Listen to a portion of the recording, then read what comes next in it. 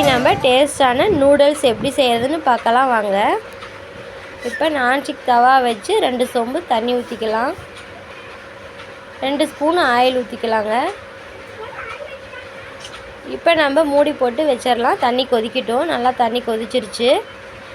இந்த சமயத்தில் நம்ம நூடுல்ஸ் போட்டு வேக வச்சுக்கலாம். 1 ஸ்பூன் உப்பு போட்டு வேக வைங்க. நல்லா கலரி விட்டுருங்க. இப்போ நல்லா நூடுல்ஸ் வெந்துருச்சு. நாம் நான்ஸ்டிக் தவா வச்சு 2 ஸ்பூன் ஆயில் ஊற்றிக்கலாங்க. 1 ஸ்பூன் கடலப்பருப்பு, 1 ஸ்பூன் கடுகுளுந்து, ஒரு பெரிய வெங்காயம் பொடி பொடியாக கட் பண்ணி சேர்த்துருக்கு, ஒரு பெரிய தக்காளி பொடி பொடியாக கட் பண்ணியிருக்கு, கருவேப்பிலை கொத்தமல்லி தழை போட்டுக்கலாங்க. நல்லா வதக்கி விட்டுருங்க. இப்போ மஞ்சத்தூள் 1/4 ஸ்பூனு, வரமிளகாய் தூள் 1/2 spoon, garam masala 1/2 spoon, chicken masala 1/2 spoon, கொஞ்சமாக உப்பு நல்லா வதக்கி விட்டுடலாம். நல்லா வெந்துருச்சு.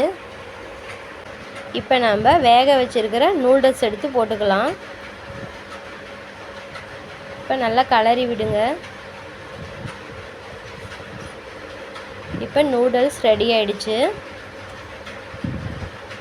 கொத்தமல்லி தூவி இறக்கிக்கலாங்க. இப்போ சுவையான நூடுல்ஸ் ரெடி ஆயிடுச்சுங்க.